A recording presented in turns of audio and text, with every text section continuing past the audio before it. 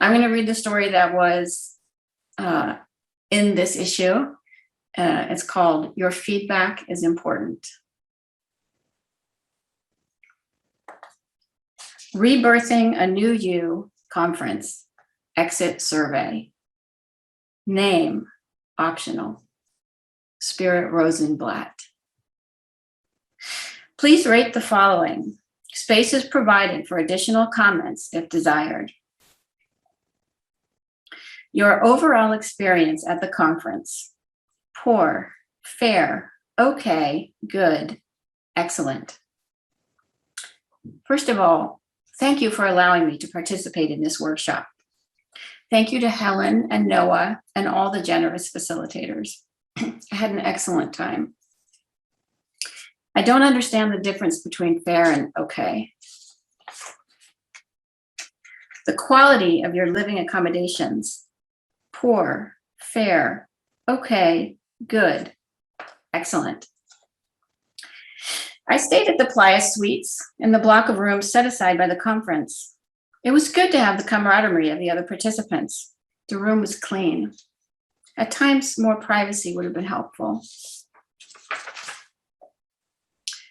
Which was your favorite seminar workshop and why? I found the Tell Me What You Want workshop most helpful. My partner was Grady from Alabama. We faced each other and repeated the question over and over. He said, "Tell me what you want." And I said, "To be a world-class, recognized life coach." He said, "Tell me what you want." I said, "To write guest columns in life coaching magazines." He said, "Tell me what you want." I said, "To help people realize their dreams." I recommend shortening this exercise because it is hard to face a stranger and answer this question repeatedly for an hour. Interactions with the other participants. Poor, fair, okay, good, excellent. Well, the other people were, of course, very nice. We are all here to grow, and that was an exhilarating thing for me to be around.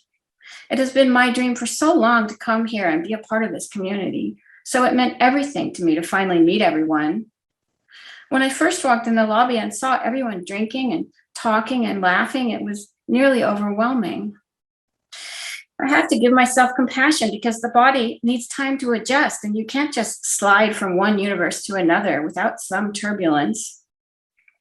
As you know, I became quite ill. It may have been the shock to my system, and it may have been a reaction to the alcohol, but I don't remember anything that happened that first day after my arrival, which I spent mostly in my bed with fever and chills. When I walked into the conference hall the next morning, everyone seemed bonded from all the team building exercises they had done while I was sleeping. They had their own little groups. During the break, I saw them playing ping pong outside. They were screaming with laughter, and it was only ping pong. You can't walk up to a table of people screaming like that and just join in. So I went across the street to Starbucks and couldn't decide what to order, and finally settled on a macchiato. But the barista who made it wore a name tag that said trainee, and she forgot to add the foam. I saw Grady, and he remembered me from the reception, and he said, "Hey, girlfriend," and I started to cry. He was very kind about it. He sat with me outside while I drank my macchiato. Then we sat together at the Tell Me What You Want workshop. I felt very connected to Grady after that. Everyone had sectioned off at that point, and now I had my little group and everyone else had theirs, and that was the way it was going to be, and that was fine. That worked out very well. What have you learned at the workshop that you did not anticipate learning? Well, that Grady was attracted to me. I don't know why I didn't see it. I had talked to him like he was a girlfriend, bearing every confidence and whatnot.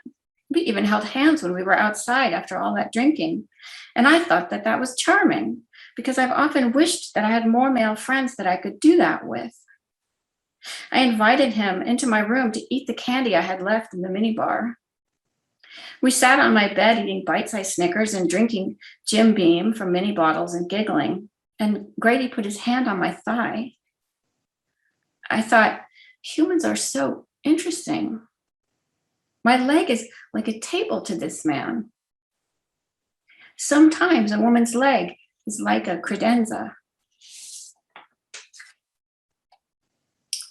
Did the syllabus accurately reflect the workshop materials? Grady and I spent the first several days together, and it was a comfort to have an ally in such an unfamiliar environment. He took to calling me Chippy, as I was always chipper, and he would give me a little poke in the ribs when he said it. I called him X or Eki, though neither of us could remember how come. After we did the safe falling exercise with Karina and Paul, we started hanging out with them as well. Karina and Paul knew each other from last year's conference in New York. I regret to say that they would encourage us to leave the seminar to go out drinking, which I did not do, but Grady did twice. It was good for me to have the empty seat beside me when he wasn't there, because I focused more on what the instructors were saying. I was concerned for Grady, but part of my task here is to understand where my boundaries end and another person's begin.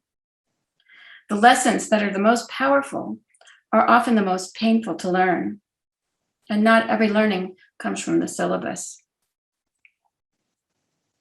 Mirror communication. Poor, fair, okay, good, excellent.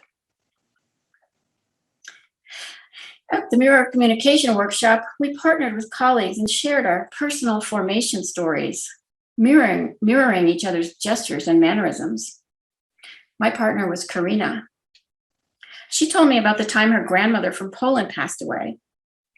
I told her the story of when I wet my pants during brownies and had to wash my underwear in the classroom sink. I listened to Karina's story about her grandmother's death in a focused and gentle way. But when it was my turn, I did not feel that Karina was equally nurturing.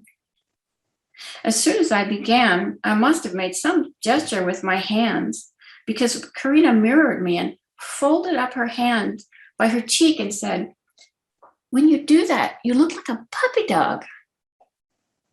She kept doing it every time I tried to make a point. She raised her hands like little paws and said, "Oh, I love it." She started sticking her tongue out and panting. She shared this afterwards in the group reflection, and then it became kind of a thing, a way to greet me. Mirror communication is a powerful tool to use with clients to explore their dreams in a caring environment.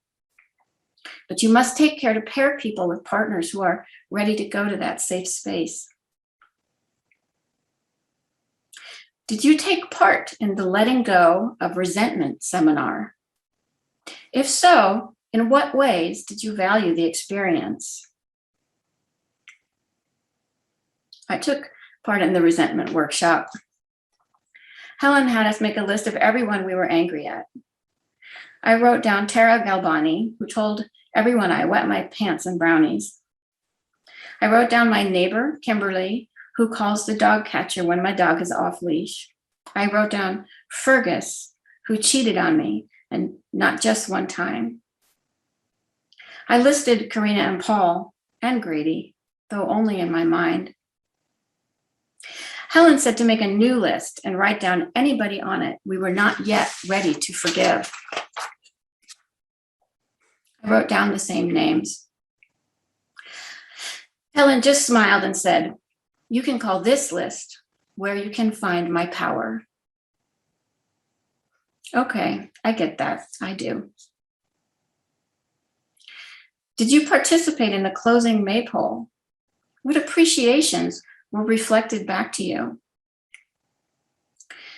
I participated in the closing maypole event. I had never braided a maypole before, but when the whistle blew, I ran across to the other side of the pole with my streamer while everyone else did the same. We had to call out one thing we appreciated about the person we were running past. Since I did not know people well enough to say what I appreciated, I just smiled at them. I was opposite Paul, who wagged his tongue and called out, "Hi, wee wee," which is what Chippy had morphed into. I guess from what I said about brownies. And from the opening reception, I don't remember, at which they say I did a lot of weeping.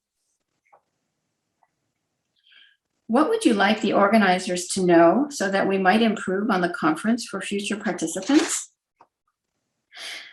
Well, you should know that Grady is sleeping with Karina. I guess I should have seen it coming, but how can you prepare for that? How can you aspire for the best in people and let your mind believe that they will do the worst? I can't live like that.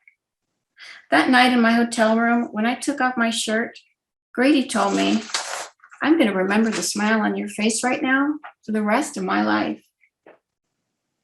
And last night I heard him running in the hallway with Karina, and she was squealing like he pinched her. Why would he be pinching her? Do they want me to hear them? These are questions they will have to answer for themselves. Is there anything you would like us to know that was not addressed in this evaluation form? This morning, I went back to Starbucks to get a macchiato, and the same girl was working, the one in training. The AC was broken and the place was hot and stuffy. Grady and Karina were behind me, whispering, and the line was out the door.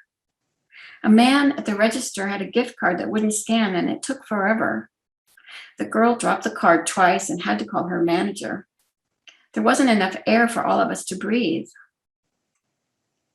When I got to the front of the line, the girl's face was red and she was miserable. She asked me, "Do you know what you want?" Finally, the answer hit me. "I want you to forgive yourself," I said. She just stared. "Can you do that for me?" She just stared at me. Then she said yes. Yes, she could. "Can you believe it?" She said yes. She smiled and looked me straight in the eye. Thanks.